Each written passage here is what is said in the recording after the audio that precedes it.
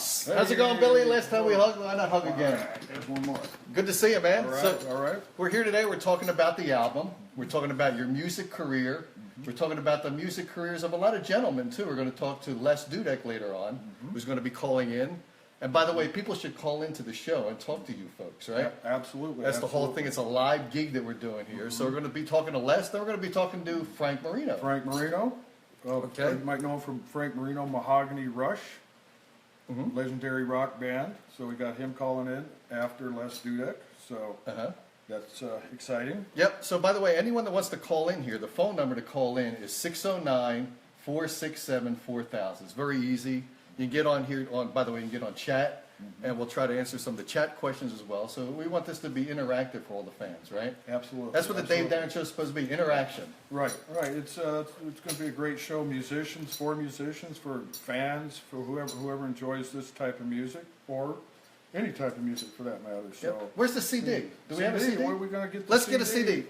By the way, in the meantime, while we're talking about the music, tell us about the generation of the CD, how it came to be, and I'm going to pull the CD up so we see the cover of it, the back, the liner notes and all that, but tell us about how the whole concept began, and I'll go grab Oh, here it is. Right, there it is.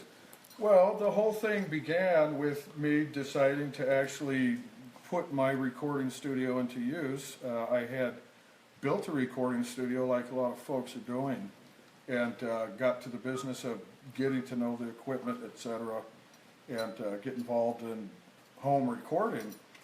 But at some point I started to kind of flounder a little bit, and I realized something, that if you're going to make music live or otherwise, you have to have other folks involved, other people. And that was kind of like an epiphany that kind of hit like a bolt of lightning. And it's at that point where I started to explore Tucson's recording environ, and hooked up with a guy named Jim Pavette, who owns Illusion Studios, Tucson. He's also on your album. He is on my album and plays the drums throughout the album. It's a 16-song album. So he plays the drums throughout the album, and he engineers. He's an engineer and a studio owner. So, we got together, we talked about my intentions to record an album, what it would entail, etc. And pretty quickly at some point he said, well, I'm going to contact Barry Sparks, bass player for Yngwie Malmsteen, Michael Schenker, Ted Nugent, UFO. Where do I stop? Just everybody. So that got my attention, and I said, I think I'm really going to try to write a body of work now. Very cool. And, but that's how it started. There's been a lot of albums before this album, produced by you in the past. And what was the generation of the music? Like, you started at a younger age playing, then you were in the military for a while, so there was that gap in there. So the music before the military, was it... Tell us about that music. I think the 70s was the golden era of creativity, music, artists. I mean, the nature of the artistry was so unique. You go from Jethro Tull to Leonard Skinner, just incredibly different bands right there. And it seemed to me that the artists were driving the product, if you want to call it a product. The artists were driving it.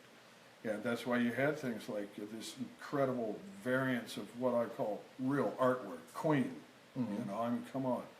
Cars, you go on and on and on. So, when I got involved in recording, it was very limited in that we had the reel-to-reels. You could bounce tracks, you could kind of pull it off in a very rudimentary sort of way, although some of those recorders sound good to me now. Certainly you couldn't do what you can today, which is the multi-track software and the sort of availability. It's interesting though that I've been to like Sun Studios in Memphis, Tennessee. I've been there a couple times, and they do analog and they do digital.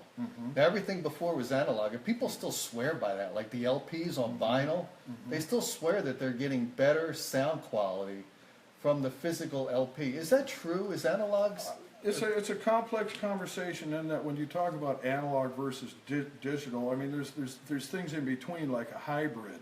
If you want to talk about truly analog, it's got to be recorded in an analog environment from head to toe. It's got to come out in an acetate recording and be picked up by that little needle, and that signal is, it's a sine wave, and it's got to go into an analog bunch of circuitry and come out your speakers. Now that's true analog.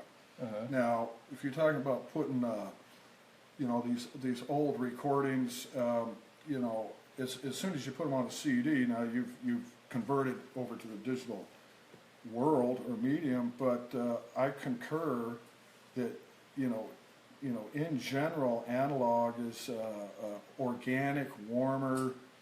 You think of the sine wave. An analog sine wave is not interrupted. It's like an ocean wave. Yeah. So you digitize it, and you put your ones and zeros, tick, tick, tick, tick, tick, tick. It's a representation of a sound. It's a representation. That's exactly right. But I got to say, I'm not going to fall into the trap of claiming to be some, purist with my nose in the air about analog, because, as Les Dudek said, it, these days when it's done right, the digital recording, and the technology is advancing to the degree that you can certainly have really nice, warm recordings in the digital medium. And face it, that's what we're doing. We're not getting in a time machine and going back to 1975 or whatever. So sure. So it's analog is great. Certainly from its sound source. Like I wouldn't want to play a digital amp all the time. Play a nice tube amplifier. Now your sound source is certainly analog. Yeah, absolutely. So, by the way, the album here is Muscle and Blood. I'll show it up here. I don't know if it's flipping I think it's flipping the image. You see that? It's so you got to hold when you play the video here. Just keep in mind to read the other way around. Okay. Yeah. Or just go get your dyslexic friend. And he'll decode it for you. Either that or a little bit of whiskey while you're watching the show here. Yeah. And everything will be blurred and shifting. But so tell me about the tracks on this CD. And there's a lot of artists on this track. There's Les Dudek's on it. We've got Frank Marino on it. The other folks on it are, I'll let you announce them. Well, Mark Starace, you might know him from the band Crocus, the Swiss Giant, the platinum-selling band, which has enjoyed great success for 40 years, just had a gold record. So I was lucky enough to get this guy, Mark, beautiful guy, got him involved in the project. So he's on it, Mark Starace of Crocus. Barry Sparks really tied this album together with the low end and the fundamental bass like you should. And I can't say enough about him.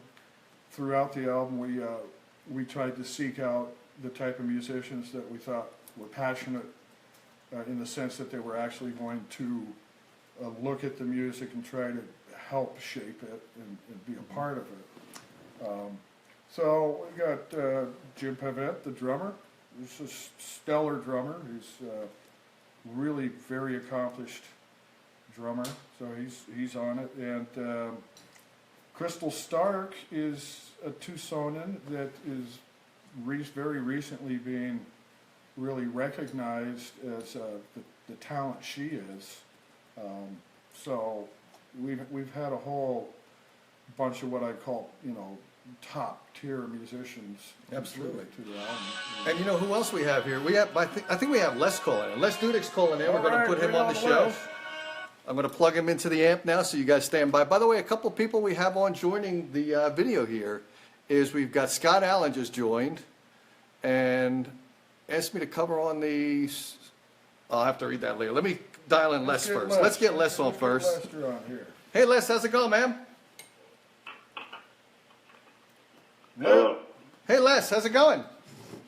It's going. Good. You're live on the Dave Darin Show. We've got here Billy Stokes. We have Les Dudek. We're talking about the music. We're talking about the name of the album is Muscle and Blood. Muscle and Blood. And Les has been on a couple of the tracks of this album, right? Les is on a couple of these tracks. Absolutely. As a matter of fact. Yep. Yes, he is. So how did you guys meet? How did you meet Les, or how did he meet you? Did you go to a gig and you were talking to Les and talking about music? Has it been a long established relationship? How do you mix it up with a Les? Well, Les is psychic, by the way. Okay. So he heard me calling out through the universe. But to tell you the truth, I got a hold of him on this age-old, ancient communication avenue called Facebook. Oh, Okay. not MySpace. I was thinking ancient is MySpace. No. Okay. No, actually, I was thinking more along the lines of longhand writing at the P.O. box. yeah, maybe so, but I got a hold of Les. I think I got his attention. And his manager Sherry Peck was very, very instrumental in making this happen.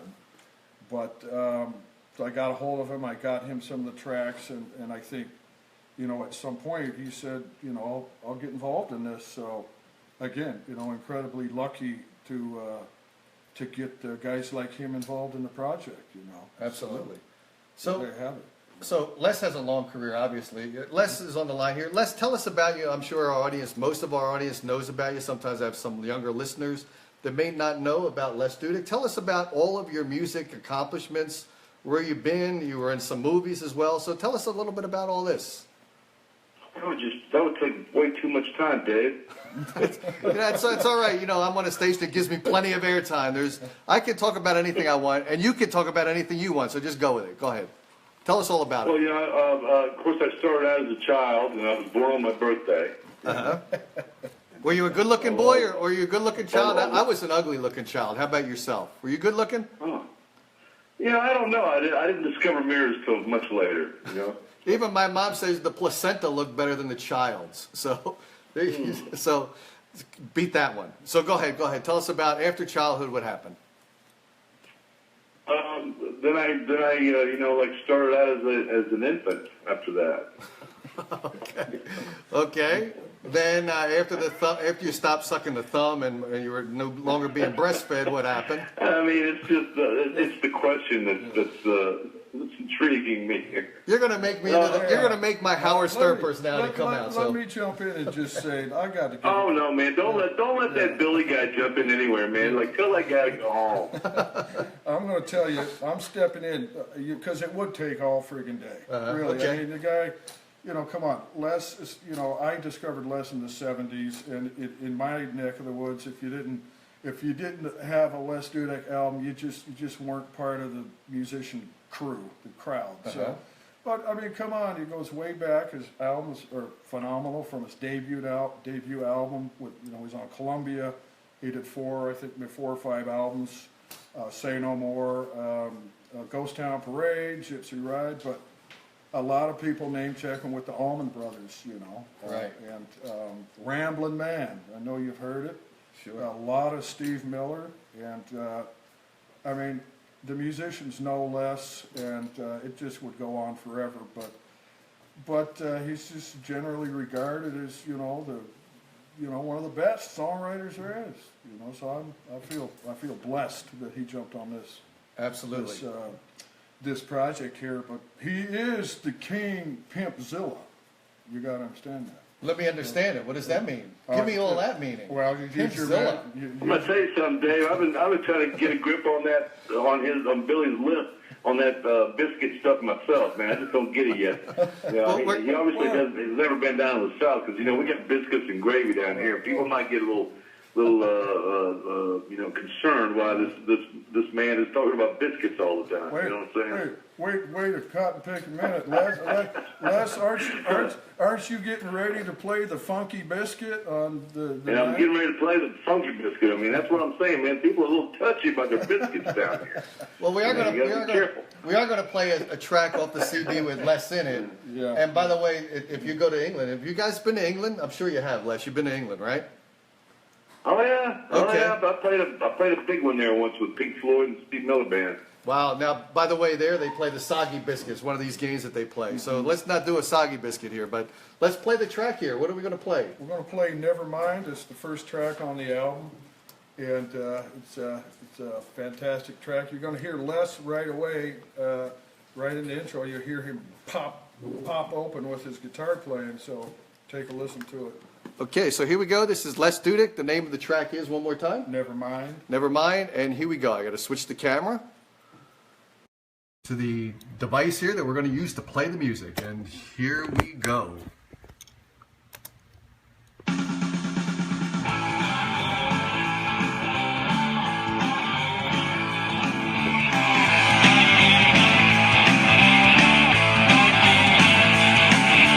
Thursday night and he got me waiting on the line. Friday night I gotta hear that pick and it's mine. Last thing I heard was the boss man talking his shit. Boots on my feet and I start speed walking, that's it. I know what you're thinking. I know where we've been. Might get lost if we start drinking. Lord knows what the music ain't no sin.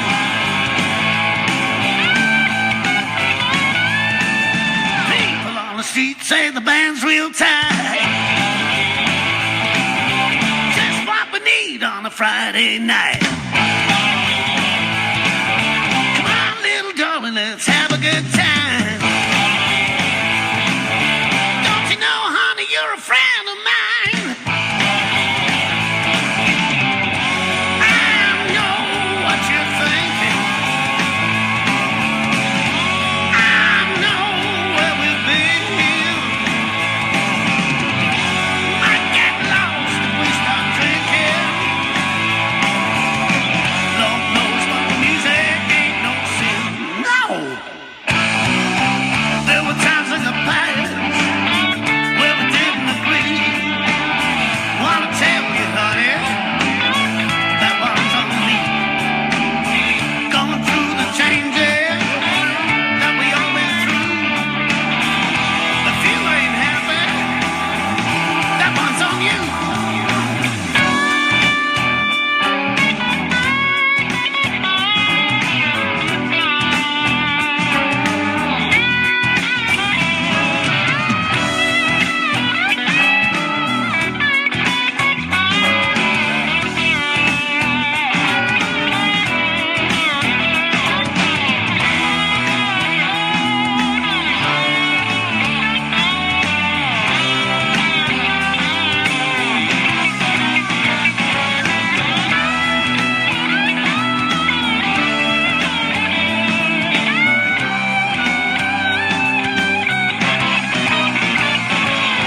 Got me real glad that we both went out.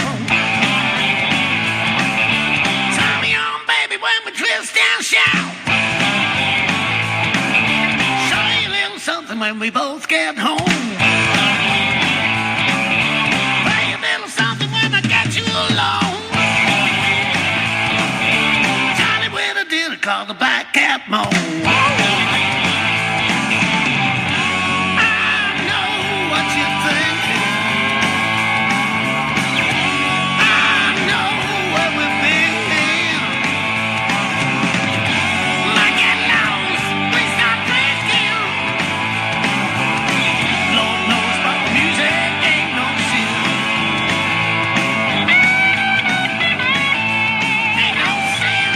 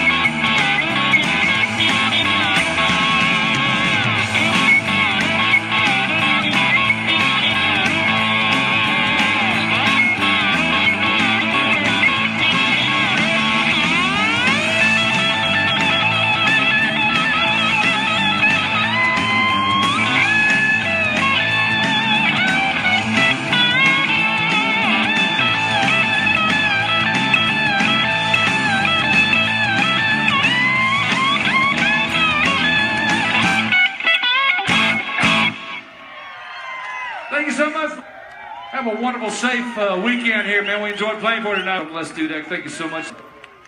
Thanks for being crackers out there, y'all. All right, then. I bet Les wonders where I got all that video from, right? The ending of the video. Let me pull these speaker out here, plug it in here, shift the video to us, and the miracles of technology are going to bring us back live. Here we go. By the way, we had Scott and Melissa said hello, by the way. They're on chat here. You guys have any questions for us, let us know, okay? So Melissa was saying the video is awesome, and good old rock and roll is what Scott Allen said. I don't know if you know these folks or not. These names sound familiar? Maybe. So Les, are you still there, Les? Yeah. Cool, Les. We just pulled up a video of you playing the track there. Tremendous music, by the way. And I noticed, by the way, one of your guitars, at least one of them, has Les Dudek on the fretboard. That's kind of cool. Now, is that a signature series, Les Dudek guitar? No, that's a one of a kind. That was made by Mark Stallman up in Connecticut. He's one heck of a guitar builder, and he made the wood for that, and then I endorsed all the components, and we got it working pretty good. It's just really heavy. It's a heavy guitar. Cool. Now, by the way, tonality of an instrument, and now Les, as you've been playing for a long time, a lot of the newer bands are really digging, trying to capture their sound and what the sound of their instrument can play. Did you yourself, when you were accomplishing all of the music that you've written and performed, did you match a guitar with an amplifier? Is that something you spent time doing, is to get that sound, and then once you get it, you don't mess with that guitar, you don't mess with the amp? That's something you keep with you all of the time, like a piece of gold, like a gold nugget? No, not really. No. No, in fact, I use different amps every time I go out and play. I use a different amp. But I mean, I got my favorite amps that I have that I record with. But these days, you don't take your amps on the road. You just take your effects and your guitars, whatever guitars you're comfortable with. I got a couple of custom-made Strats that I build that I take out. I call them Mom and Dad.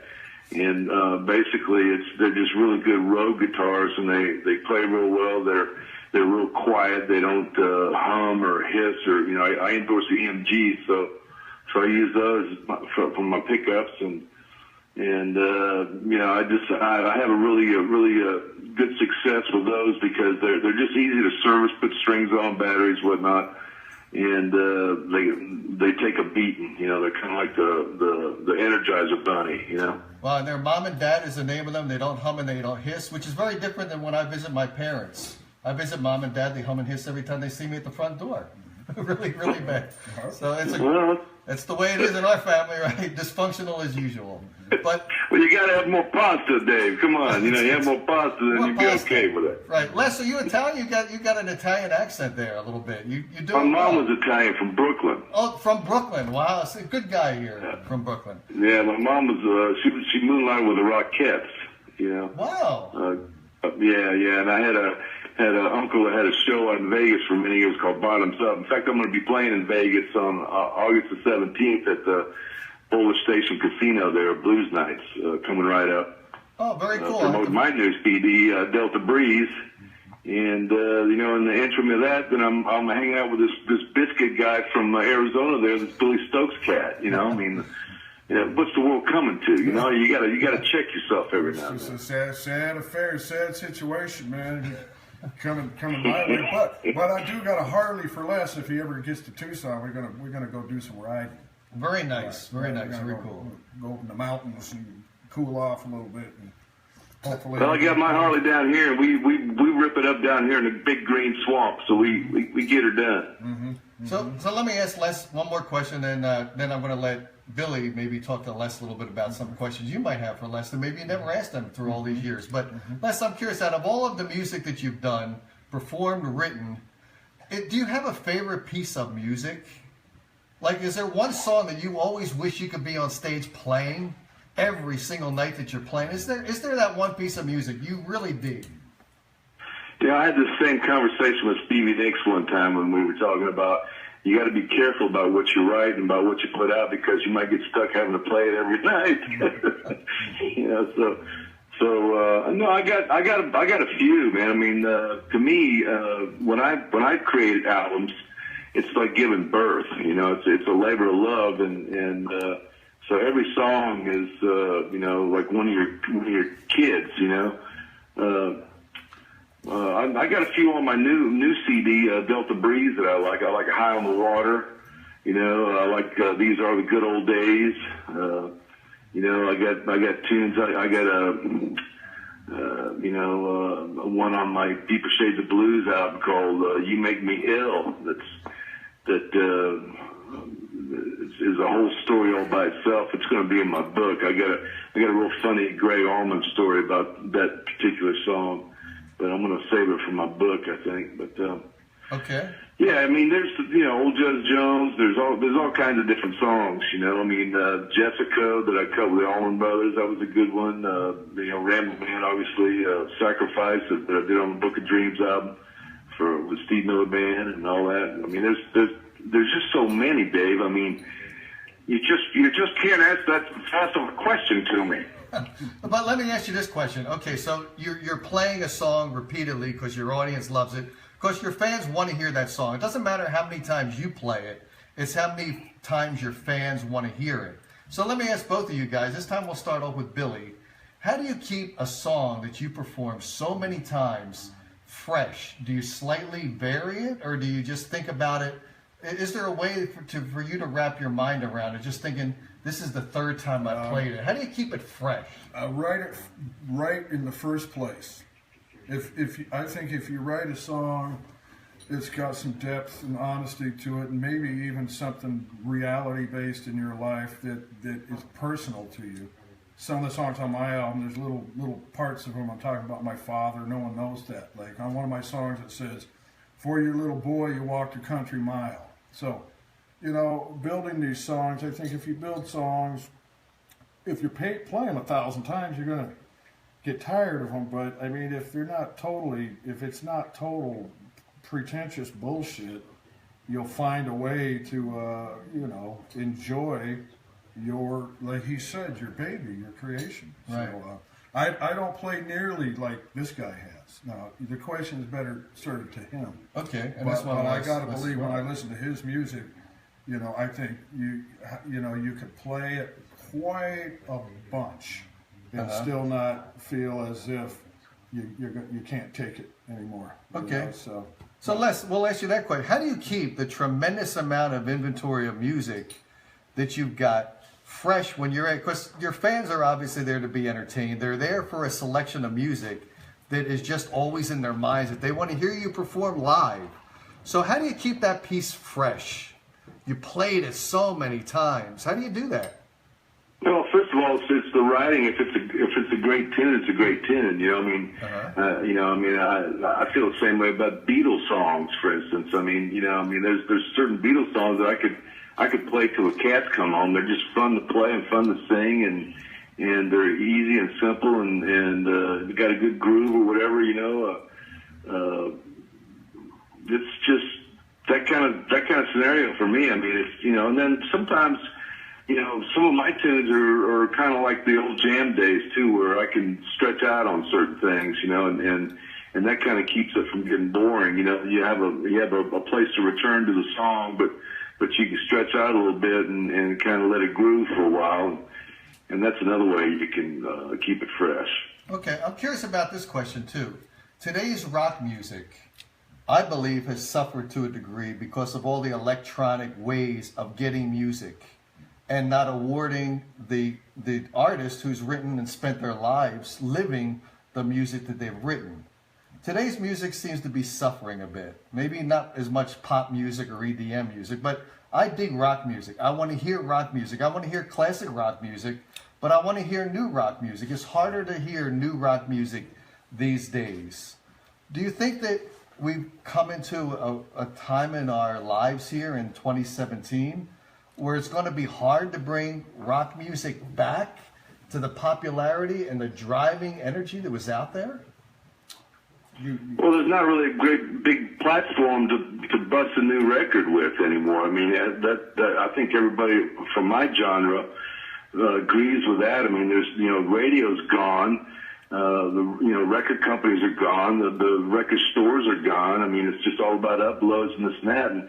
there's no way to feed it. There's no way to feed it financially to be able to keep the flow going. You know, I mean, if you really want to do a record right, I mean, I like the old school way, going into a studio with the good gear, you know, the good stuff.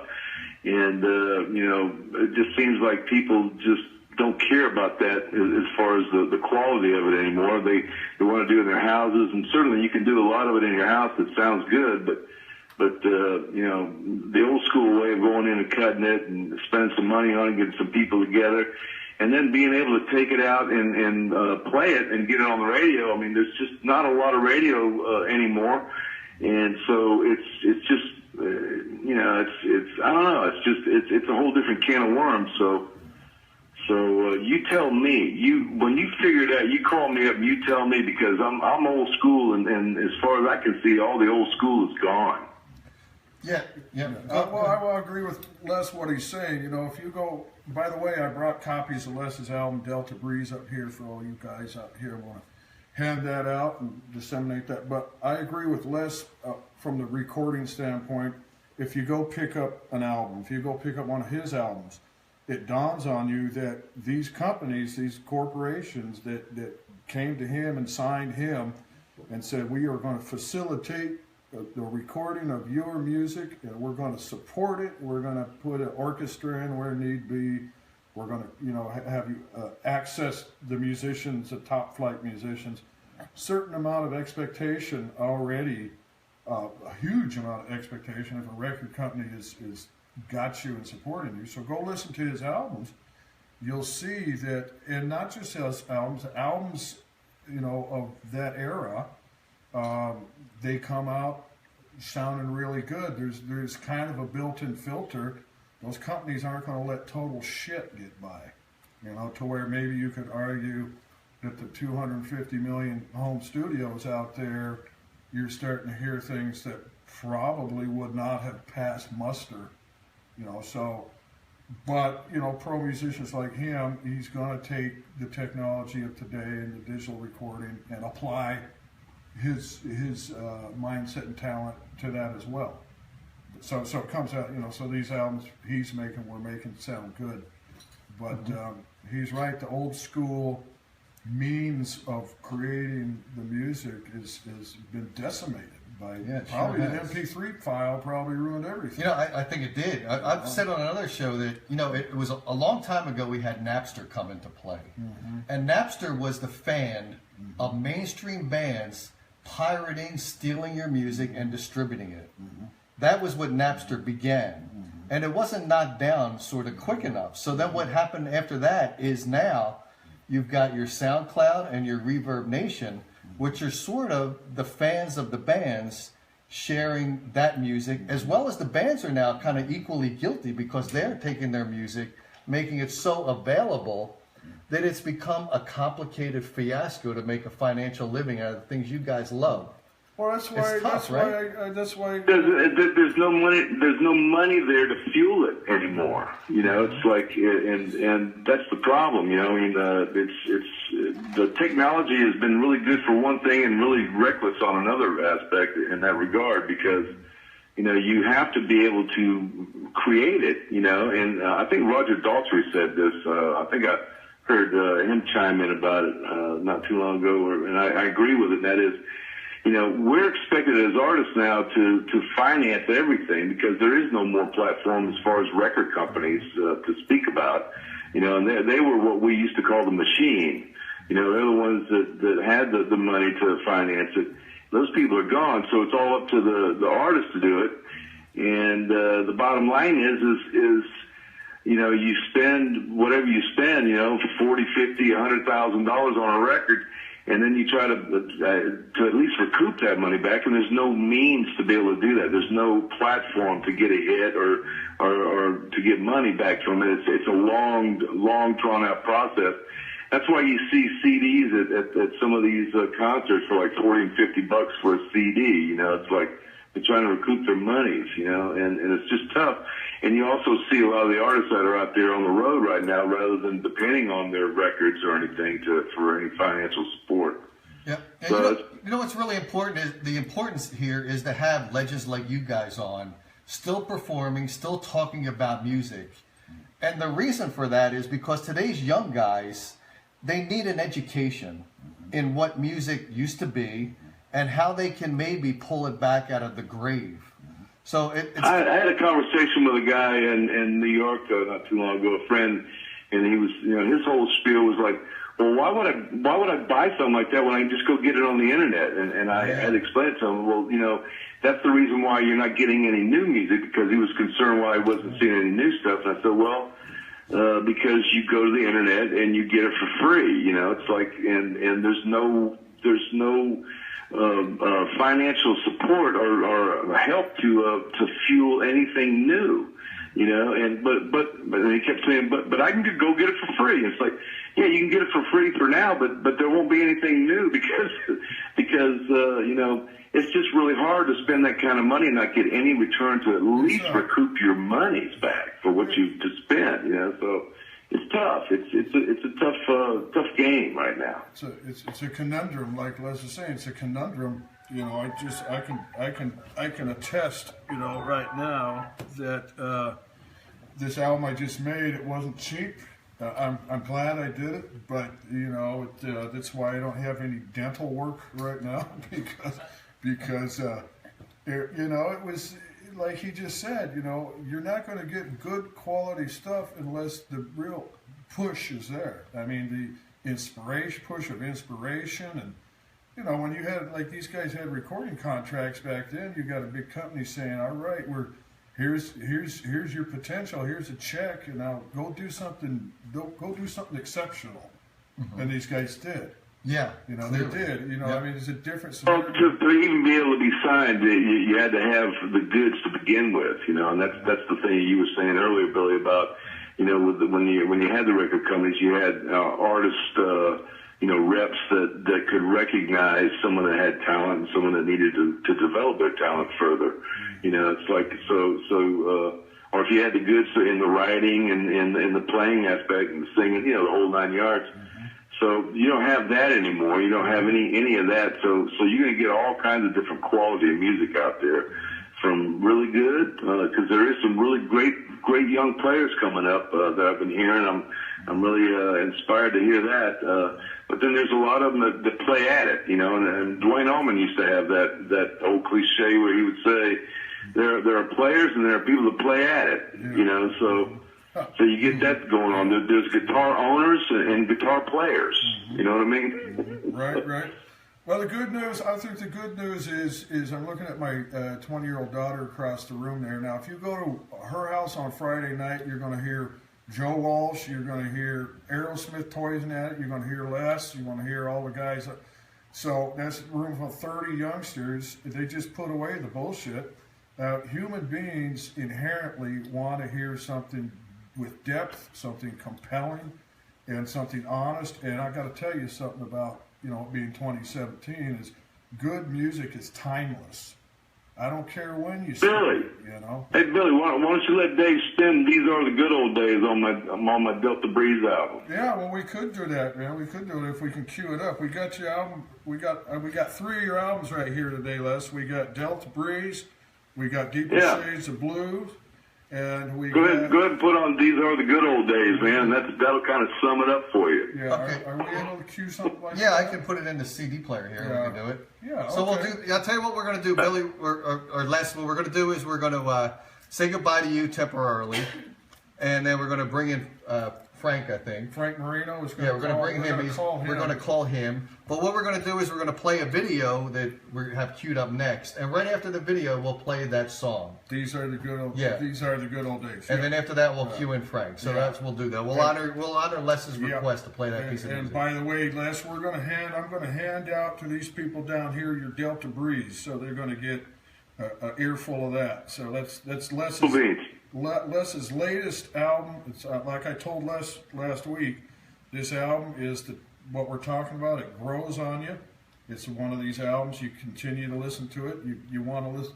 You want to listen to it. So it qualifies as the good stuff. Cool. So Les, it was great having you on the show, man. I appreciate you coming on, and I want to get you on the show again. And you travel a lot, so when you travel either back to Brooklyn, New York there, come to see me, and I'll get you on the show. Maybe I can do a live feed from one of your gigs out there. That'd be kind of cool if you're into that. Do you live in New York? I live in Hoboken, yeah, and then I take that little boat across, or I take the Holland Tunnel across, and I'll be in New York City. Oh, there you go. There you go. Okay, well, I'll be up there in September. Maybe I'll get your number from Billy and everything. Man, that'd be awesome, wouldn't it? That'd be incredible. Right. So let's do that. Yeah, I'm going to go hang out. I think I'm going to go hang out with Steve Miller. He just moved to New York there. Wow. So it's there's a lot going on in New York right now. Wow, that's a nice group of people to hang out with. I hang out with my wife, and I hang out with a series of hookers when my wife's not around. So this is a lot better. I'll hang out with Steve Miller, and I'll hang around with Les Dudek. Right. That's better. Oh, so you said you hang out with hookers? Yeah, in Hoboken? Yeah. Oh, that's right. I better not do that. Bring the hookers with you. Bring the hookers with you. Yeah, Okay. I think the water there in Hoboken is probably cleaner than the women I've been hanging around with in Hoboken, right? Okay. All right, well, Les. Okay, well, I'm not going to touch that one, Dave. That's okay. I know. I have an account with CBS for penicillin, so don't worry about it. I'm good. Okay. Well, Les, thanks a lot for being on the show. What we're going to do play a video now. Then we're going to play Les's track off of his CD. Then we're going to come back. We're going to rap more with Billy, and we're also going to rap with Frank Marino. Marino. Okay. All right, Lester. Thanks, man. Thanks, All man. right, you guys are knocking dead out there, man. Watch out for the lizards. Right. And you the same with the gators. I don't want to hear any stories about having to wick that throttle because the gators are chasing you anymore. Oh, that's just my flat dog buddies. They ain't gonna mess with you. You know that. All right, man. All right, man. All right, Big Daddy. Later. Okay, now we're going to switch it over to the video. What are we playing next? This is going to be a road song, I do believe, isn't it? I think we're doing Mojo Filter next. Okay, is that right? That's right. And Mojo Filter is going to be cool because it kind of brings all the players. It shows the players that were instrumental, no pun intended, in the creation of this album. Yep, and who are those guys? Just while we're waiting here, who are these Barry folks? Sparks on bass, Jim Pavette is on keyboards, Richard Katz, phenomenal keyboard player. Like I said, Jim Pavette on drum. We've got Crystal Stark, background singer, Julianne and Catherine Burns. Those are the three ladies that really contributed a big way to this album and gave it the lush background vocal that you hear. Cool. That's what we're going to play next. And by the way, Tyler Hammer's on. He just said, "Give me that wig." So Billy, he must be referring to you, Billy. Give him that wig. Let me take it on, man. And we got Todd Falconer also joined. So the couple guys just joined the video. And let's switch this and let's play the music. Here we go. Oops. Let me hit the right button here. I got my mojo working.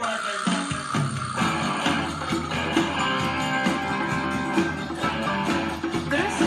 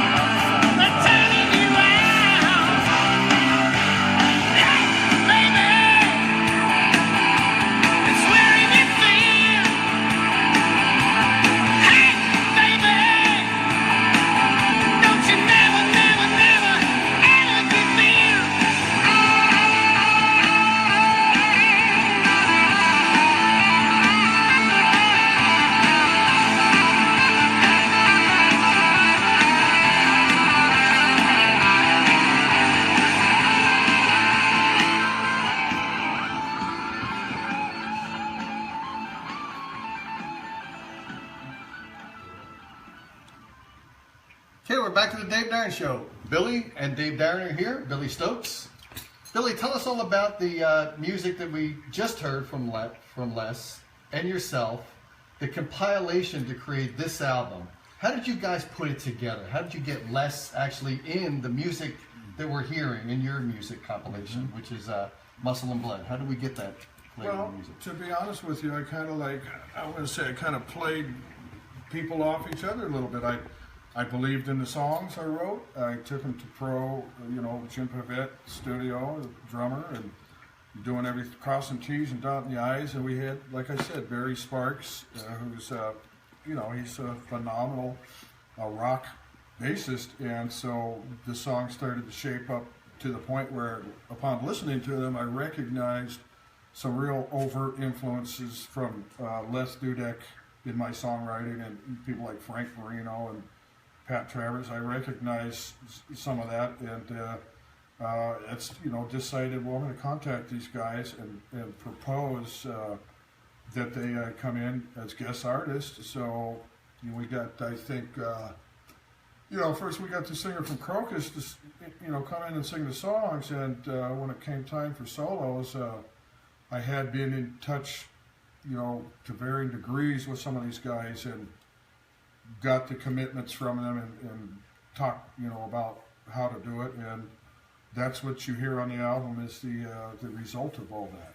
Lots of talk and lots of reaching out. What's really interesting is these guys are legends, including yourself. Yet there were no egos involved in this. It was all talents, entertained, and put on the music. So that was kind of cool too. The fact that you guys are all at the level of achievement, yet the collaboration seemed to be rock on, right? Well, what professionals learn, that you have to learn is that to get stuff done and to get exceptional work done, you have to work together. And I think most pros are sort of very, apprehensive about when conflict starts to arise, and it's always lurking. Everybody wants to, there's a lot of chiefs and not enough Indians typically. So when it comes to making art, everybody has a perception about what that means. And so the impulse is to stick your hands under the hood and start tweaking plug wires and getting it, So with these guys, I just deferred. I said, well, here's the basis for the song, and to their credit, if they decide to work with it at all, it means they've already vetted it. They've already vetted the song and the work, and decided that it's something that they could be a part of and be proud of. And that's, the example of, musicians or artists with integrity.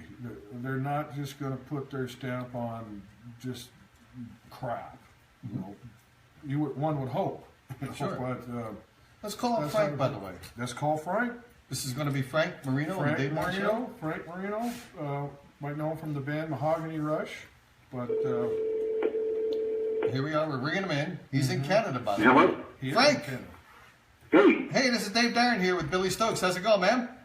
how are you, Dave? What's going on? Hey, quite a bit. So we're rapping here about some of the music. We're rapping about the CD, which you're a big part of. It's Billy Stokes CD. It's Muscle and Blood. Let me flash it up here on the screen again so we all see it. I'll have to put it up to a mirror because I think when I do Facebook Live shows, it switches the images backwards. But we did educate everyone to be doing some weed and whiskey so that they don't get confused with the letter. Just get your dyslexic buddies to decode it. Okay. So Frank, tell us about the music that's part of the CD that you were collaborating on. What tracks are they, first of all? I'm having a real hard time hearing you clearly. Like, what did you just ask? Oh, okay. So one more time. Yeah, the music on the CD, Muscle and Blood. The tracks that you were involved in were which ones? Yeah, I did one of the tracks on it. Yeah. Okay, which one? The Beast. The Beast, right? The Beast. Yeah, The Beast. Okay, now that song was written by myself. Billy. It was written by Billy. Okay. Mm-hmm.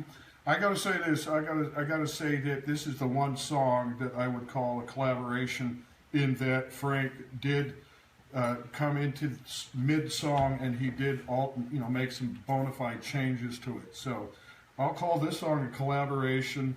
not just someone tracking in a solo over an arrangement. So Frank did a lot of real work on this song to include getting into all the files and working with, you know, all the files to this outcome, you know, to what you hear. Well, basically, Billy gave me the structure of the song. He actually gave me the structure of it when it was very early on, and I'd been listening to it for a while before I actually got to doing it because he was preparing a lot of other things. And when I got it, like I looked at it, I listened to it, and I thought I saw roughly where he was trying to go with certain parts of it. So I just suggested, you know, lightly, maybe making a few little chord changes in the middle of the song and changing the feel and, you know, putting in the slide guitar and all that stuff. And it just sort of, you know, kind of morphed the tune into, like Billy says, it's kind of a combinational idea. And then, of course, with Mark's fantastic, absolutely fantastic vocals, it just really worked out well. It's really a great tune. I loved working on it. I love working with Billy. He's a great friend, and he's a great musician. So, you know, I had a great time doing it. Wow, tremendous. When you're thinking about music to collaborate on, Frank, you've collaborated with a lot of different musical entities throughout your career, obviously, correct? Yeah, the thing is, like, I started. I'm quite old now. I'm not going to date how old I am, but you know, I started doing music when I was 14, 15. I made my first album at 16. So I've been making albums for a long, long time, and from day one, the record companies, for a lot of reasons I won't go into, allowed me to produce my own albums, which was really unheard of at the time, and like back in 1970, 71. You know, so I've always been a producer of albums, never really had another producer. I've always been the producer and the artist. And consequently, over the years when I was asked to play on a lot of other people's records, sometimes I would go in as the musician, and sometimes I would go in as the sort of musician-producer. And so I kind of look at music two ways. You know, if I'm collaborating with a writer, I can sort of put on my writer's hat and you know, basically bounce off what guys are doing. But sometimes I can look at it from a production point of view too, and that includes arrangement and chords and stuff. But it makes it a little bit easier to deal with musicians because I can sort of see it from both sides. I can just be the guy who plays along and to what their vision is, or I can sometimes see, you know, things in their vision that maybe they didn't even realize they were trying to do and suggest certain things. And I think The Beast is a great example of that. You know, I saw what Billy was attempting to do and maybe wasn't quite seeing it in the same way. And so I suggested, hey, you know, why don't we do this a little and why don't we do that? And he said, yeah, he thought it was great. And that's how collaboration really works. It's like being open to the other guy's ideas and knowing that they're open to yours, and it helps a lot more if they trust you as a person who's actually acted as a producer as well as an artist over the years. Now, but a producer, by the way, that's also an engineer of the actual music, correct? Produce and not always. Not always. No, not always. A lot of times in most album situations with major bands, they'll have the engineer who's working the desk and his assistants, and you know, they'll have a guy who's also like the visionary who's saying to the engineer, you know, I think I want you to do this, or I think I want you to do that. He kind of describes it in human terms, and then the engineer has to figure out, well, what does that mean when you're coming to actual effects and EQ, you know, and he has to translate that. So not a lot of engineers are producers, and not a lot of producers are engineers, but there are some who serve dual duty, and I just happen to be one of those guys because I started that way when I was very, very young. So I also have a really large background in electronics and building of equipment, so I understand it from sort of both points of view, from the engineering point of view and from the producer's point of view. And then again, I'm an artist, so I think it helps. It's a tool, but you don't want to, you don't want to call on that every time, because sometimes, you know, like for instance, like some tracks Great for Wine and other people who already have their producer and they already have their engineer, sometimes they'll just come in as the artist and they'll say, Frank, just be Frank the artist and do what you would do in this song. And that happens too. And that's cool too. It's just all a question of building the vision and making sure that when the song comes out, it's something, you know, really memorable and that people like to listen to. Okay, a couple questions here for Frank and for Billy also. So we'll start with Billy. Maybe you'll answer this one first, and then we'll go to Frank's answer. Today's music, most of the bands that come on my show, they're younger musicians that are up and coming. They're trying to build careers, which is a challenge. What are they miss? What is the most important thing to have in the band? You've got talent, you've got the musicians. Should they be lining up with a producer, an engineer, a place to record the music? Should be lining up with business contacts because some of them lack business sense, so they need maybe a manager or a promoter. What is the first most important person after you've achieved talent? Well, you've had talent all along. After you've achieved your sound and you've got a local following, what do you need beyond that? Is there a first step after that? Are you asking me this question? Yeah, we'll ask. Well, I Billy guarantee first. you he'd be a better man to ask that, but I can tell you. Yeah, we'll start from Billy's I perspective. can tell you that all of the above, everything you just laid out, but I mean, it's got to start from a human standpoint, I believe, of just simply knowing what music is. I really believe a lot of musicians aren't really clear on what it is. They're not, you know, they know what they see, they know what they've heard, they know what influences, they know they like it, but the art form, you know, is one of the fine arts. I believe what I've learned is I played guitar a lot of years, but I don't think I really knew what music is in many ways. Well, maybe they're sort of confused because they're not making a fun. You know, at some point, a lot of bands come on my show and they say they do it for the love of music. You do it for the love of music until you're sleeping on a park bench. So you want to make it a business at some point because it is called the music business, right? It is called that. Now maybe they played locally and they haven't made enough financial, you know, money to take them to the next level. So then they start altering their music to be music delivered to fans. So that's maybe part of the reason that they're not focused is because they keep looking for the groove that's going to make them go to the next level. Is that possible? Well, Les Dudek was just talking about the state of the industry, and Frank could probably concur 1,000 times over of how, you know, the musicians and artists sort of the bottom dropped out with the collapse of the record companies and the record stores, et cetera, et cetera. So, you know, Les just said it. These guys are working hard. It's not they're not being showered with riches.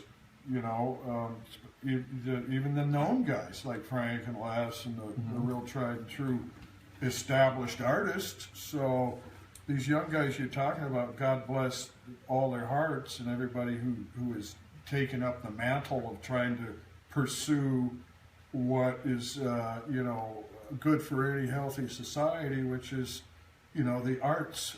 But I just think that the good news is, you know, from the ground up, people are going to continue to want to hear music. And it's primarily, I think, the live shows that these youngsters are going to have to cut their teeth on. I just don't see, you know, maybe Frank could talk more about from it. Frank's perspective, I want to add a little bit. If I was to go after that question, I concur with a lot of that. I also have some experience in, you know, being the quote young musician that I was, because, you know, starting when I did, it was really unusual for a 15-year-old kid to be doing what I was doing when I was doing it. And in 1969, 70, usually people were older when they started in the business. It was even more unusual to be given the opportunity to even produce their own work. So I sort of had that drive at the beginning. I can speak to what my motivation was. And what my, you know, everybody's got a different motivation. I happen to think that some motivations are more valid than others, but that doesn't totally invalidate someone else's motivation. For instance, you know, I was in a group my group was a group that wanted to make a certain kind of music and really had you know, a lot of fun doing that and cared a lot about the music that they made, you know, to the point where we'd only make it a certain way. But there were other bands whose sole motivation was, you know, let's have a band so that we can become famous. And that is a totally different kind of motivation. I don't happen to agree with that motivation. I think that you don't make the best music that way, but you may become the most famous guy, you know, because you pretty well do accomplish whatever you set out to do if you put your mind to it. But the kind of artists I always liked, that I grew up with, they seemed to be the artists whose sole motivation was about making the best kind of music they could. And, you know, they found their niche. They found their crowd. They didn't set out to go get a crowd. They were doing what they were doing, and a crowd came along and said, we like it. And they found that. That was the whole movement of the late 60s, you know, where I come from. But today, I do notice that a lot of the younger musicians have a different motivation for why they're doing it. And sometimes they're starting out with the idea that, oh, we have to put a band together, and we need a manager, and we need a record company, and we need to do all this, and we need a publicist. They're thinking about all of that other business stuff. And I'm the guy who coined the phrase, business has no business in the music business. I look at it as an artistic thing. Now, I'm never going to get my wish. It's always going to be a business. But from a purely artistic and production point of view, and I'm a bit of a perfectionist, I think the prime motivation should be, A, find a bunch of other guys that really believe what you believe, so whether it's music or whatever, so you really are a team, and then be prepared to do that, play with them and make that music, whether or not you're ever going to make records or get gigs or whatever. And I think if you do those things, really honestly, you just won't be able to help making records and getting gigs. Those things will just come to you rather than you having to go and chase them. And in the end, you'll make music that outlasts a fad or a trend. It won't be the kind of music that's here today, gone tomorrow. You know, most of the artists from the time I came from, they're still, you know, people are still listening to their music today, and that's because they had that kind of really pure motivation. One more question, then we are going to play The Beast, by the way, which is Frank Marino on that particular track. One more question about music and about how you get it on the radio. How do you do that these days? I mean, a long time ago, it might be a rumor. I don't know if it's true or not. But a long time ago, I was told, and again, tell me if it's incorrect or not, that there had to be a payment established between the band or the manager paying to have that music played on the radio back in the 70s or whatever. And if that was true, tell me if that was true or not. And how do you get your music on the radio today?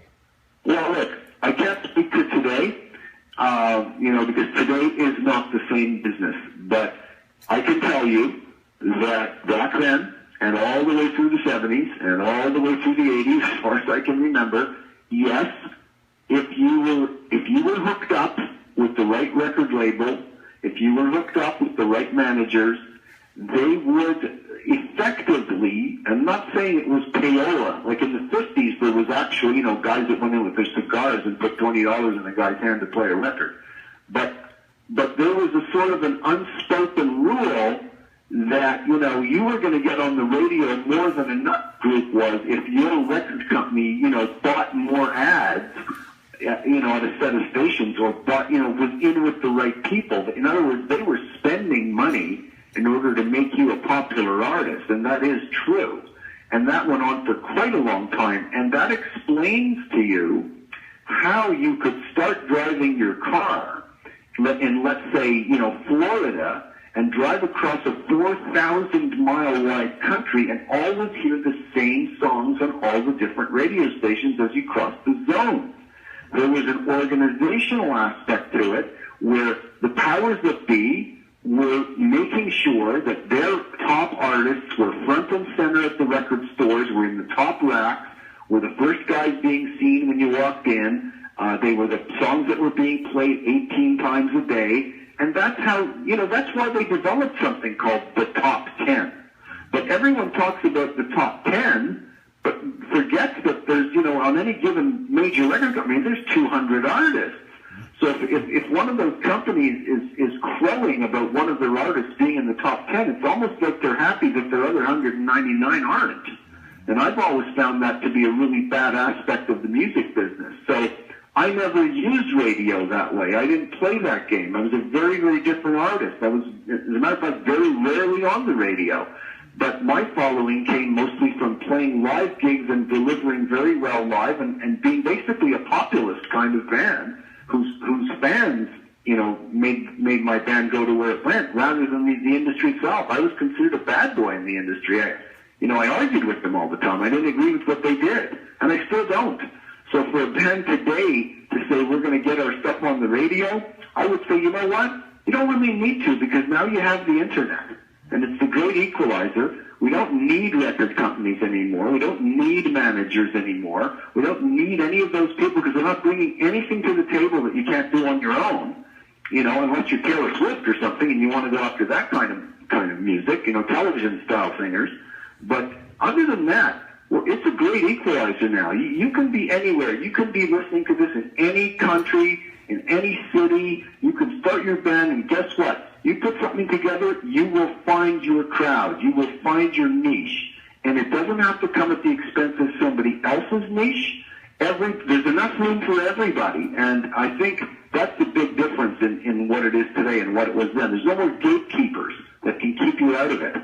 Everybody's got a great shot. And I still say if you've got great music, you have a better shot than most. Okay, let's play the Beast. Well, what do you think? Let's do it. Okay, then we'll come back. We're going to still talk more with Frank, and we're going to talk a lot more with Billy. So let's play the piece of music, and here we go.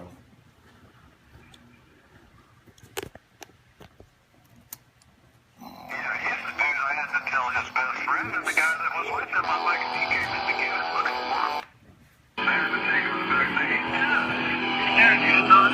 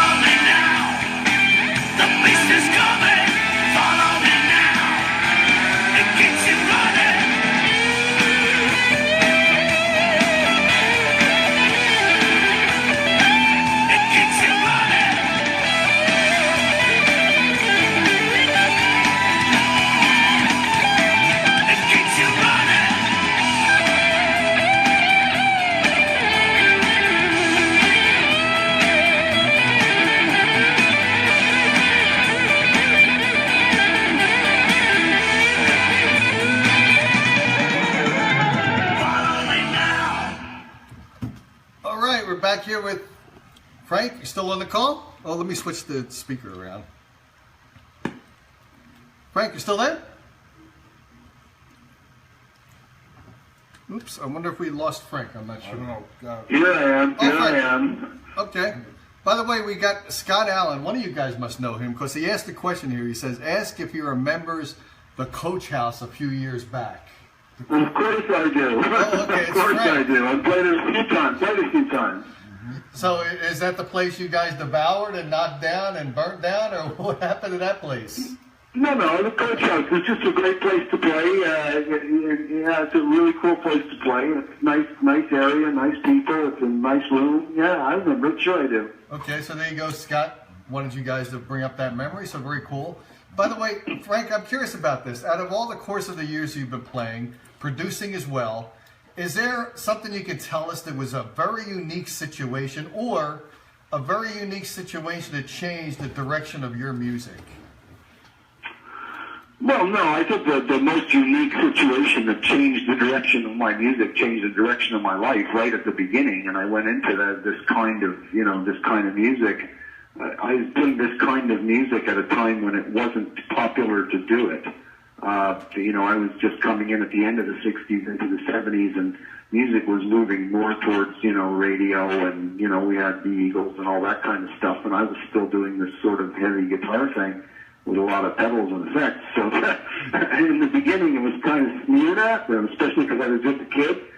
But no, I don't think there was ever a big watershed, that made me look at things any differently. Like if you go back to my first albums or my second album, you go to the ones I'm doing now, it's the same guy. It's not like David Bowie, which like changed a million times, or even Bob Dylan.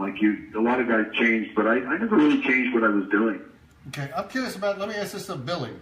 Billy, have there been gaps in your career when you were musical, and then there was a gap when you were less musical or not musical at all? Now I know that you were in the service, and I know that you came out injured from that as well. Mm-hmm. And there was a gap, and I remember there was a guitar that came and became. So tell me about the gap, why there was the gap, what was lacking that created the gap, and what brought you back into it. Mm-hmm. Well, to answer your question, I've always been musical, but, yeah, there was a gap in that I joined the U.S. Army, and, they'll let you do a few things, on your off time. You can get drunk, you can do a lot of things, but they don't give you a lot of free time. So if in the case of 3rd Infantry Division, we were in the field 280 some days a year, out in the trees and training. So, you could dream a lot about maybe being a musician or whatnot. But frankly, if you're in the Army, you're there to soldier. So I mean, there was a big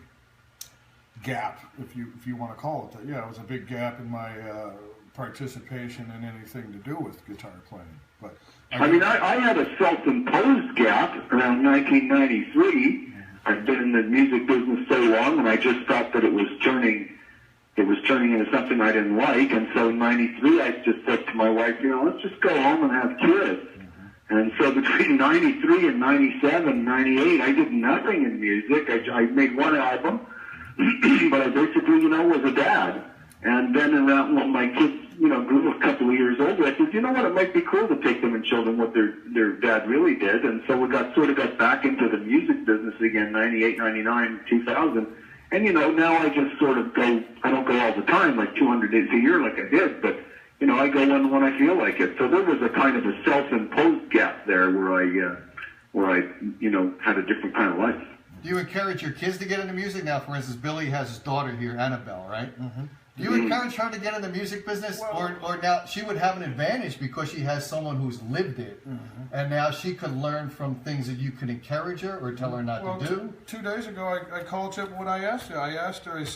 I told her, I think you should pick up an instrument because I can just see that for me not to say that at her age would be quite a disservice, at least to tell her I'm there to be supportive of something like that. So to not offer that up to your kids is kind of a disservice. Now, it's up to them whether they want to do it. So absolutely, I think if you start playing guitar young, you know, 20, 30 years later, maybe you'd be happy and rewarded and then glad you did, and then look back on it and say, well, gee, thanks, Dad, for you know, buying me that bass guitar or whatever it is. Well, you know? in my case, all three of my daughters just gravitated to it. So my eldest daughter's a classical soprano and a composer of classical, you know, film music, and the middle daughter's a guitarist, and the younger daughter, like with her people are like in, you know, country Americana bands. So it's like they've all gravitated towards music. I didn't encourage it. I didn't stop it. They just did it on their own, and you know, they've become very proficient at it. But that's probably because that's all they were around.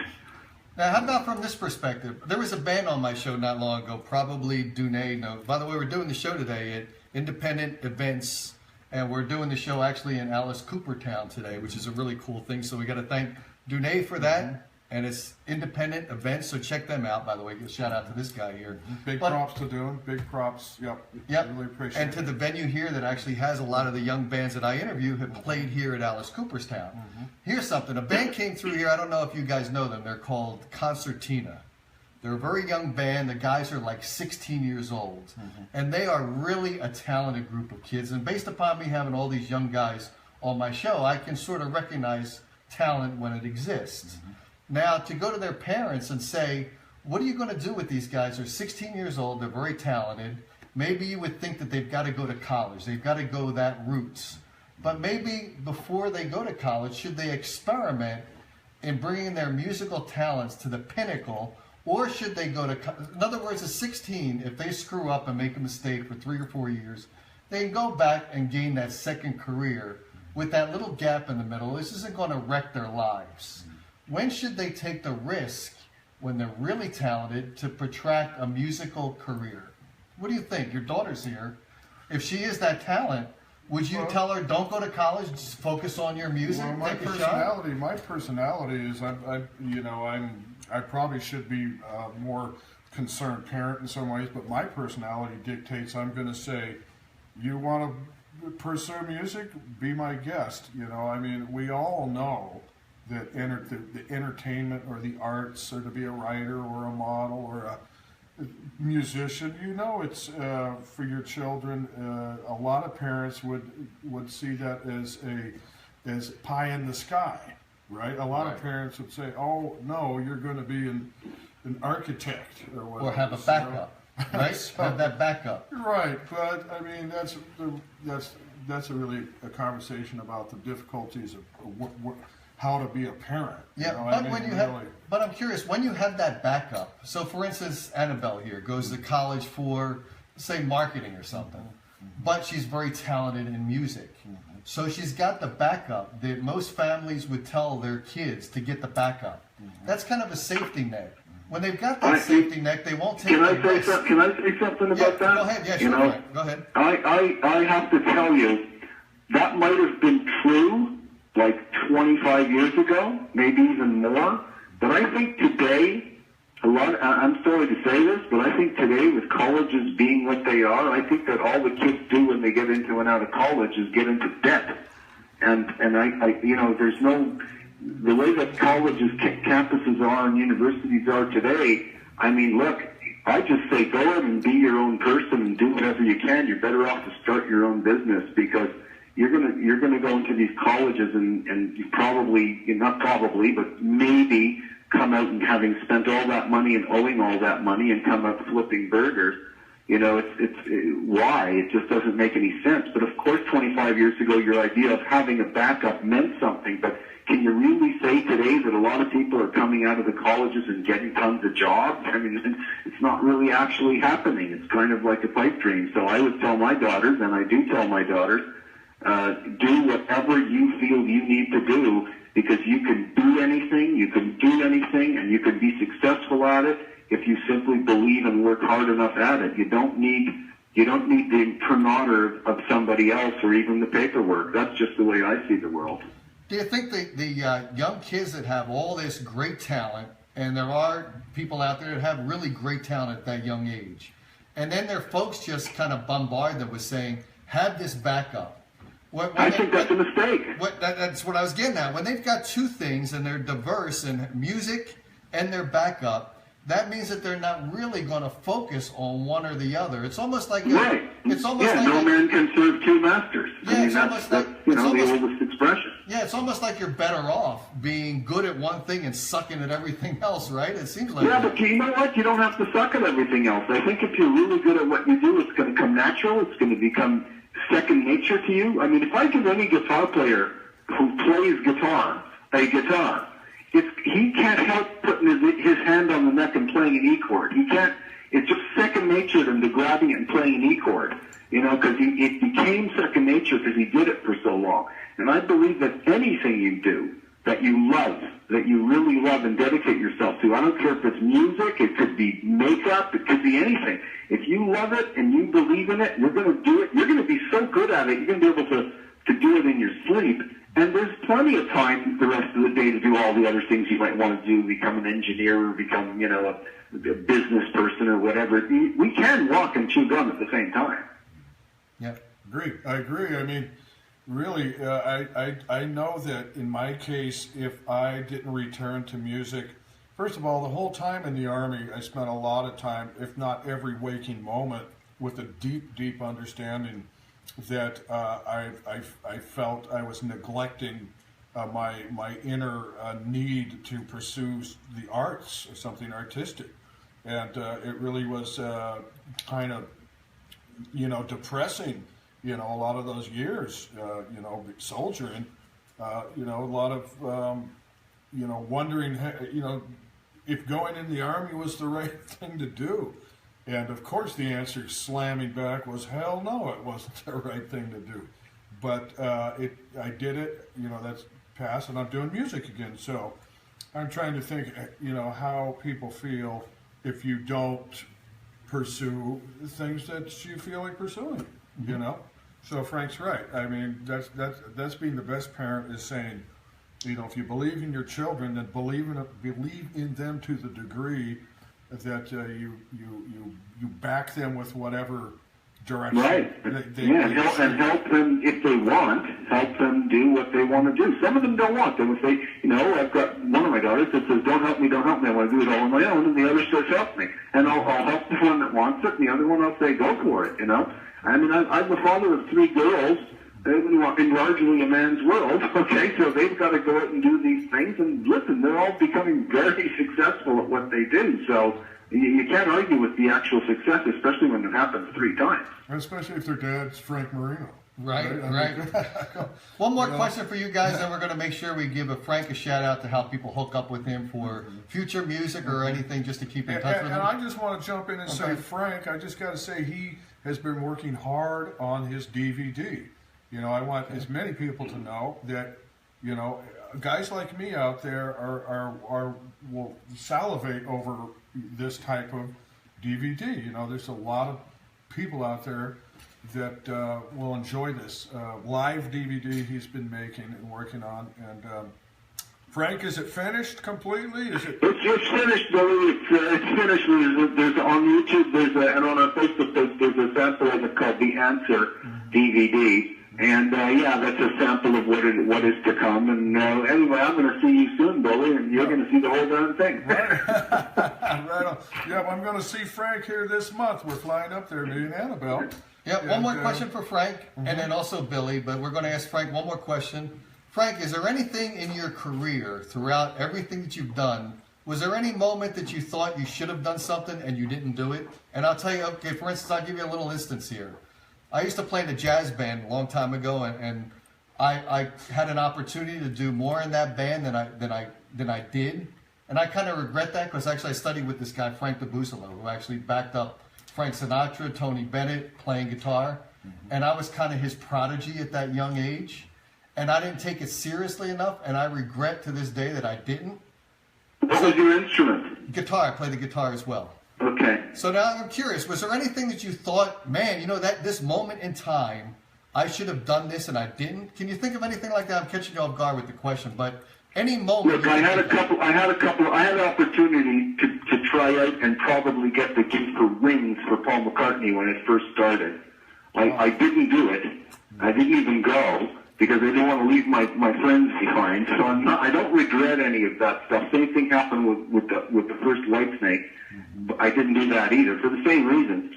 I don't regret any of that, but sometimes I do think, okay, I'm happen to be a religious guy, so sometimes I do think maybe I should have been a priest.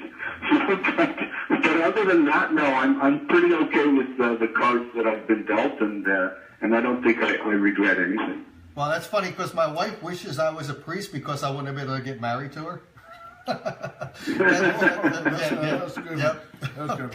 So how about yourself, Billy? Anything you can think of that would have been maybe a career changer, a goal that would have brought you to the next, anything? Well, I just sometimes I think that now that I'm 55 years old and I'm happily making music and being creative and actually realizing my sort of productivity, if you will, I do look back at the decision to join the Army, although when I made that decision to join the Army, things were pretty bad in the town I was living in. There was a lot of my contemporaries getting in trouble. There was a lot of people going to prison, and it was a bleak sort of landscape for me that led me to join the Army. And it's really hard to answer a question like that, because if you do have regrets, you're sort of nullifying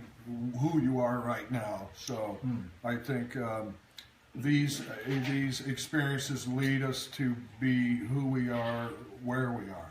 You know. I probably would have signed with a different record company if I could do it all over again. But yeah, other than that, that's about it. By the way, I lied. One more question. Everyone talks about grass is greener on the other side. People think, you guys were mentioning that record companies aren't as important as they used to be, or not important at all.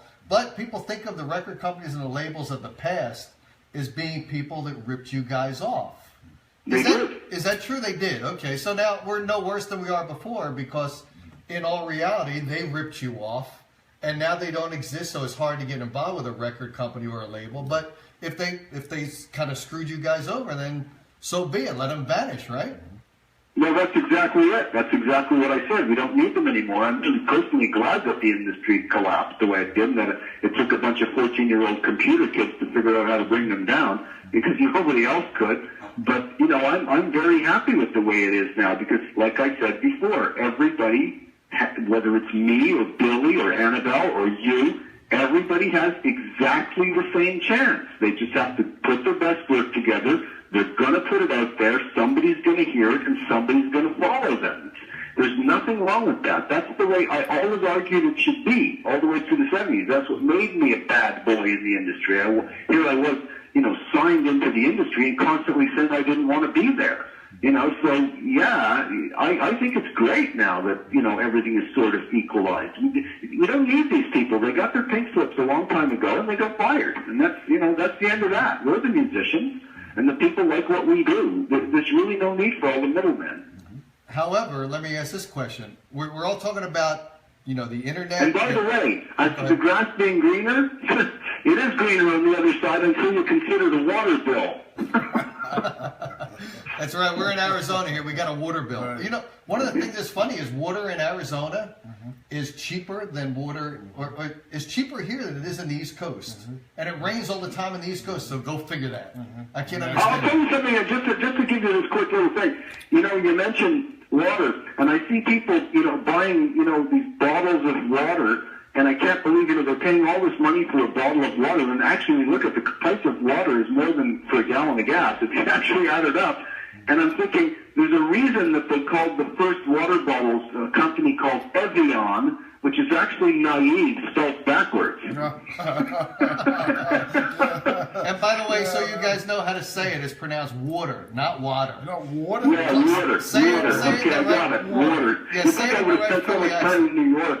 Yeah. Yeah. No, I could talk like a Jersey boy, too, I know how to take the dog out, Right. So you guys are really cool to have on the show. Frank, how do people engage with you? They listen to the show here. I want to make sure they hook up with you. Do they just Google?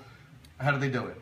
They can go to Facebook, official Frank Marino, or they can go to mahoganyrush.com, which is my website where I'm pretty active on the message board. Okay, cool. Frank, it was great having you on the show. We're going to say goodbye to you. I want to make sure I wrap up the rest of the show with Billy to talk about his music and his CD that we sort of got off on different tangents, but I want to make sure we get back to this. So, Frank? And everybody should go out and get Billy's CD.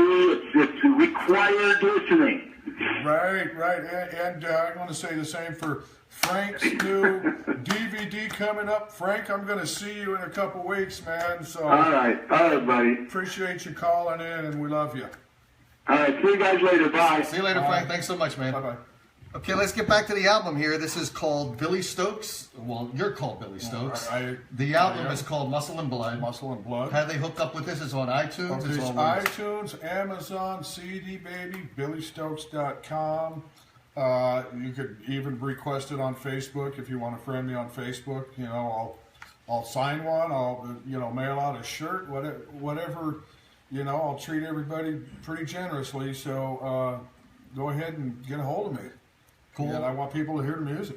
Yep. Give me the artists that are on the presentation here, all the individuals and the instruments that they play. Okay. Well, we got to talk about Mark Storace, the singer who's in the band Crocus, who sang this album. Great. Now he's just phenomenal on this album, and he keeps getting more critical acclaim from a lot of musicians that keep hearing this about his pitch, the pocket, the passion, all of it. It's amazing performance that I got to say, we worked him pretty hard, you know, out of Jim Pavet's studio. 16 songs is a lot of songs. So we really believe in this stuff. So Mark Storace sang the album. Barry Sparks, he's currently with the band The Bees, Japan's most successful band in Japanese history, I should add. But another very well-known musician from Michael Schenker, UFO, Whitesnake, I believe, some big bands. So Barry Sparks played the bass, Jim Pavet played the drums, Richard Katz, love that guy, phenomenal key player, and Catherine Burns, Crystal Stark, Julianne were the three gals who came in and did a phenomenal job of the background vocals. So again, 16 songs. It's a lot of work, and we're happy it turned out the way it did. Yep, it sure did turn out phenomenally. I'll tell you something else. I took your music and I mixed some videos into your music. If I didn't really dig the music, that would have been time consuming, it would have been tedious, I would have hated it. The music was great enough that I was playing the music and I didn't mind having to stop, lay some video, play it back. It was tremendous music. I just want to add that the guest artists, you know, I just laid out the impetus for the band, but the guest artists are Les Dudek, you know, all known from the Allman Brothers, and hopefully you do now. Every time you hear Ramblin' Man, that's who you're listening to. So now maybe some folks don't know that, but Pat Travers, who was, there may not be anybody as talented on guitar. I mean, he's a phenomenal, talented, honest songwriter. Pat Travers is on the album for 2 songs. Like I said, Frank Marino, and you know, we just had a blast making it, and we hope you guys want to hear more of it. We plan to do more. We plan to do more music making with some of the inroads we've right in front of us. Independent events. I can't say enough about how. I mean, he really has made this happen for me. He stepped up and really kind of taken me on, if you will, to help, facilitate the presentation of this music. So, yes, we are going to put a band together. Brett Kaiser is a local singer here in Phoenix. The selection to sing, and we hope to have Rudy Sarzo on bass in the band. And, I don't want to put the cart before the horse, but, we're working on putting a stellar band together to go out and take this material and lean into it. So yes, we do plan on having some gigs coming up, and as soon as we get some real dates and put the band together, we'll very quickly publicize that. Excellent. Very cool. So I'll tell you what, we're going to take the show out here with a couple more tracks. We're going to do one video, and we're going to play just the Les Dudek final piece of music as the closes of the show. We're going to end the show with the song off of Les's Delta Breeze album, which is available, lesdudek.com. Everybody go check him out for sure. Okay, so we're going to play that. So this track is Les Dudek, and the name of the track one more time is? These Are the Good Old Days. Cool. So that's what we're going to play now. And it's just going to be video, so you'll see us here nodding our heads and rapping to it, right? Here we go. Enjoy the music.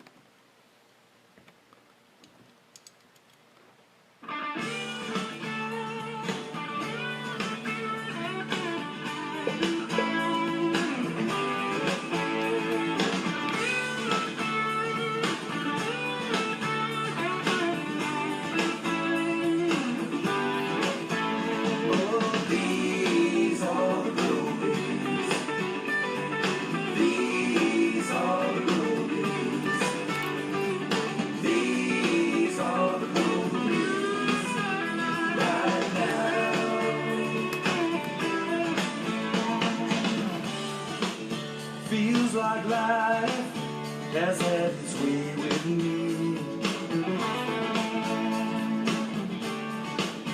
Looks like life chooses our destiny. But I must admit it's all been rather fun. But it won't be long until this life is done. So I'm leaving my love and memory with this song.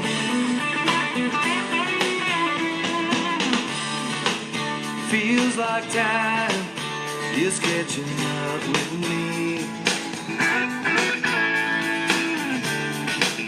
Looks like time finally sets us free.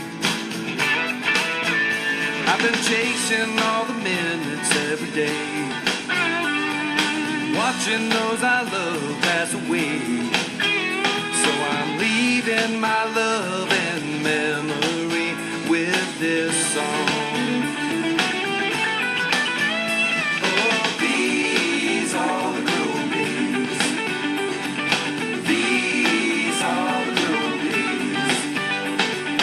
These are the good old days right now.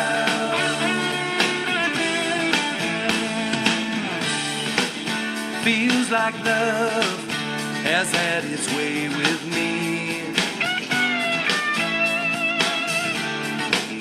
Looks like love has given all to see. Yes, I had my fill but never found the one. Was always on the road and on the run. So I'm leaving my love in memory with this song. Oh, these are the good old days. These are the good old days. These are the good old days right now.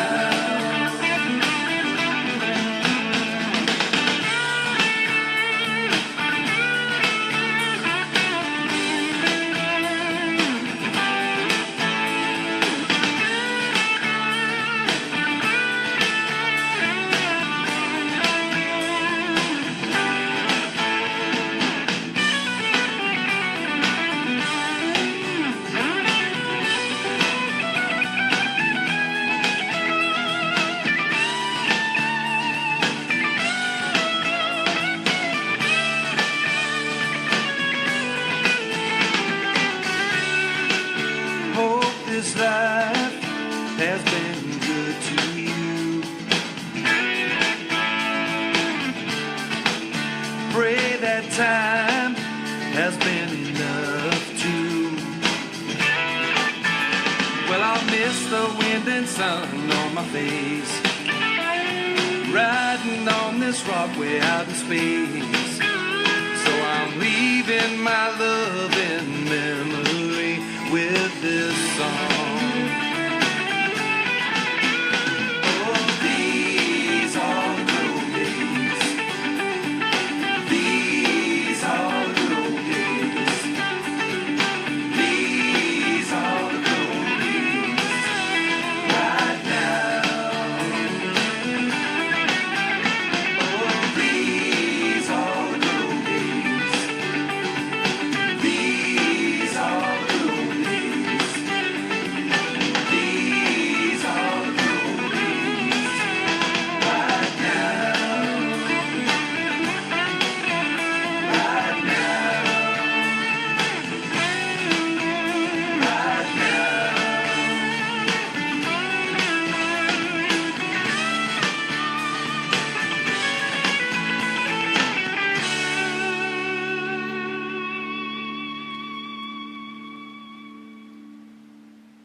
All right. Let's say goodbye to Billy Stokes. All right, bromance, We gotta get out of here. We're hanging out today at Independent Studio Events. By the way, we got to thank Rock Solid Talent Entertainment. They're the guys that PR the show. Phil Taylor, by the way. We'll say goodbye to Dune here. And this is it. By the way, we got a call from Alice Cooper. He says, we got so much stamina, we got to clean up and get out of here. Oh, okay. He was amazed at how much stamina we had, right? Okay, guys, thanks so much, man. That's it. Dave, appreciate and one more time, shout out to Rock Solid Talent Entertainment because they're the guys that encouraged me to come back to do this gig. All right, Rock Solid Entertainment. Phil Taylor.